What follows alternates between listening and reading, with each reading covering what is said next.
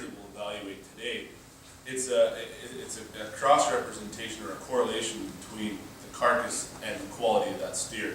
In a show ring, obviously, we want the calf to have some balance and some eye appeal to him as well. Now, if we go from a feedlot standpoint, you know, the quality of that calf is less important, where you know, the bottom line for that steer is his carcass and his carcass merit. So that is the main point. Where we try to find the best balance is the correlation between meat, muscle, and quality. So I don't know if we're going to handle these steers or not today, and that's you know, neither here nor there if we need to do that or not.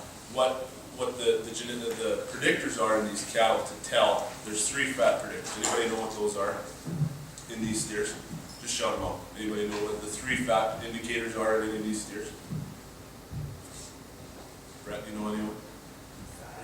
Fat indicators. So, yep. So that's one. Where those feedlot guys will check is in the brisket, flank, and cod. And that's able for those guys to check those cattle so that they don't have to get their hands on them. Obviously, in a feedlot at 20,000 head, the guy's not going to run through and handle every steer. That's too much. Either to run through the chutes or to do them at the bump. He's not able to do that. So those guys are trained and super knowledgeable in their fact of being able to analyze those steers visually, or heifers, or whatever's in their feedlot, to check those 3 fat indicators so that they know when those steers are going to be at approximate able to be harvested. Now, you know, in a show ring, we're able to handle those steers, and that gets a better visualization for us, and then also for us to be able to handle those cattle. We're able to do that so that we know approximately where they're going to be and how they're going to grade when we go to harvest those cattle. These feedlot operators, which you know are just absolute masters in being able to check that through their operation. You know, those guys are the ones that are magnificent at being able to do that. So that'll be where fat will lie in those cattle for them to be able to tell. You guys know when a cod gets really full in a calf where his scrotum is, they're able to see how full that is. That's able for those guys to manage where those calves need to go and where their endpoint is. They can also tell at the brisket where those folds sit, how tight those folds get.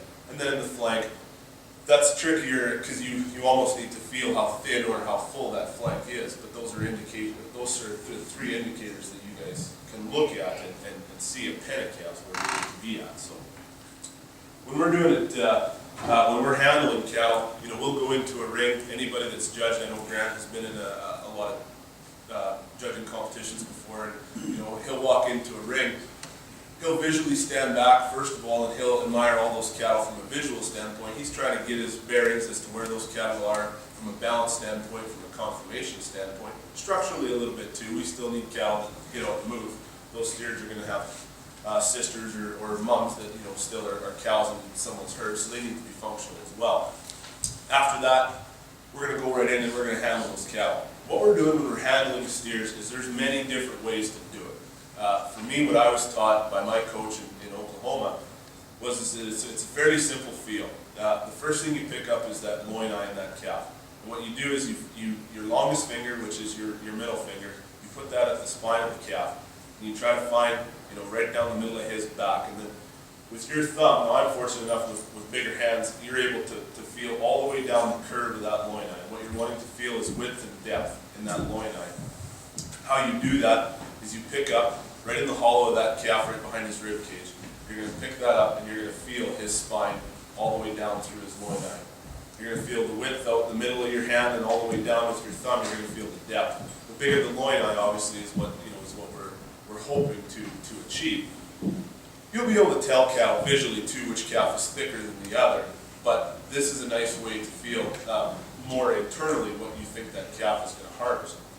The next thing you do from there is you want to feel the cover on the rib cage. A misconception is that you need to maul those steers quite a bit. And it's fairly simple to pick up fat and finish and cover on any carcass animal. Cattle lay fat top to bottom and front to back. So there's not a lot of point in feeling the first 2 or 3 ribs in a steer, or any market animal for that matter, because that's all cattle are going to be fairly fat in that area. You know, they're going to feel a little bit like me, a little softer around the middle. All cattle are in that area. All animals have 13 ribs, so if you pick up the last 2 or 3 ribs on that animal, that's where you're going to want to feel the cover of those cattle. Why we do that is because that's most likely the last place they'll lay fat and cover. So when you feel over that, we're feeling for two things. We're feeling for the evenness of finish and then also the amount of it. If the calf is bare and patchy, you might feel a little over his 13th as he gets fuller all the way through, but it's more of a ripple effect to it, and that calf isn't quite, he needs a few more days before he's ready to be harvested. A good calf, a calf that's finished and ready to go, he's going to feel right even. He's going to have a nice soft cover over his 13th, and he's going to carry it in very smooth all the way through his rib cage.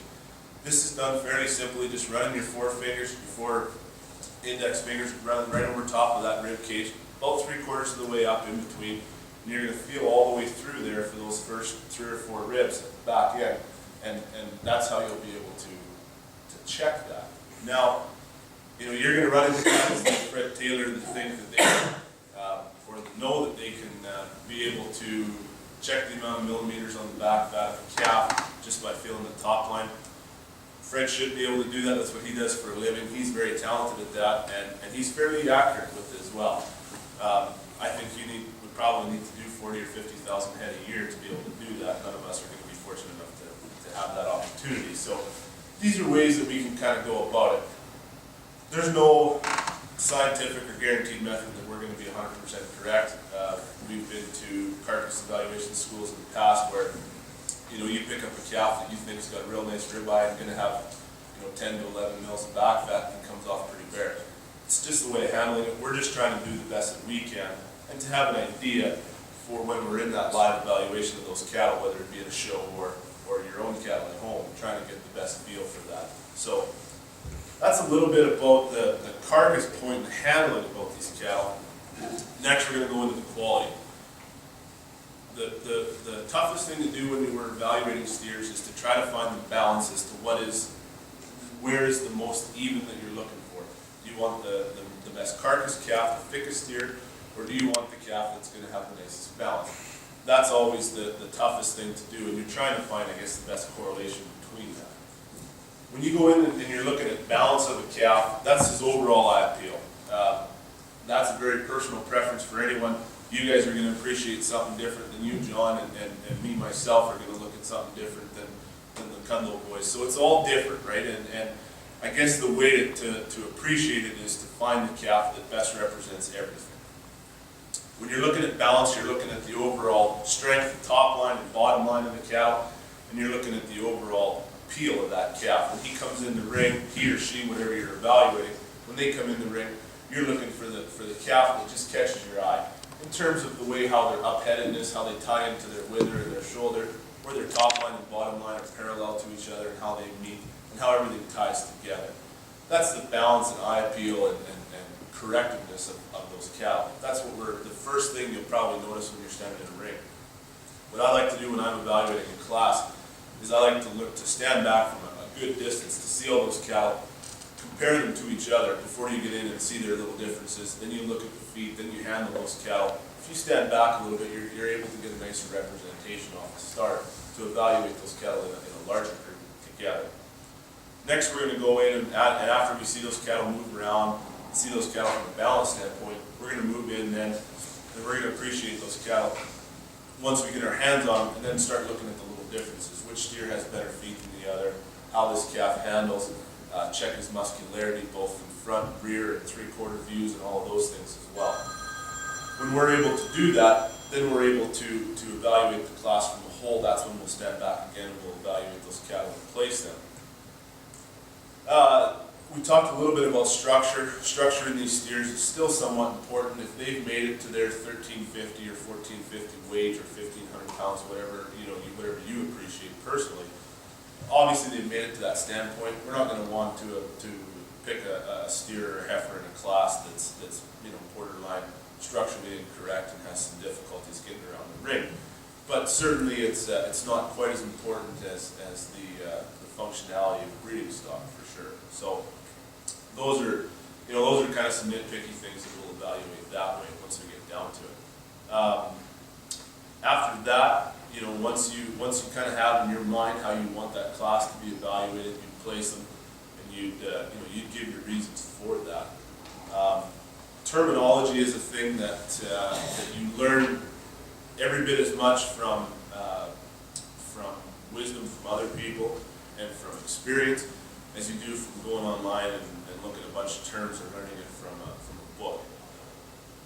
The best way to do it is to, where I learned most of my terminology for evaluating terminal cattle, is to sit in a feedlot and listen to the guys that are raising them and feeding them and harvesting those cattle from that standpoint.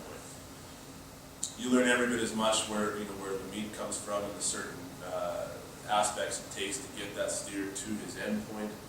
You're able to know what it takes to get that steer feed-wise to that standpoint, and where he's able to go from the time he hits there, whether he was a grass calf coming off onto a feedlot pen or just right from his mouth going to see the great tail from there. So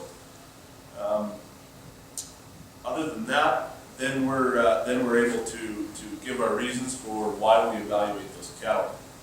Any one of you do it on a daily basis. It doesn't have to be on a mic in a show rig. Everybody that goes out with their son or daughter, or husband or wife, and evaluate their cattle every day, whether it comes time down to it, when Brett's having his cows start calving, he's always evaluating those cattle every day. He's evaluating the udders and the structure of those cattle. He's always looking at them that way. You're evaluating those cattle on a 365-day basis. You guys operate your cow herd of 700-800 head. You're always looking which cows are making the grade, which ones aren't.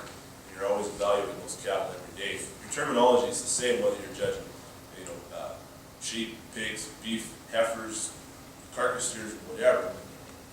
You're always looking at those cattle to make the grade and to make the quality that you're hoping for. So that's every one of us does that on a daily basis in our own cow herd for sure.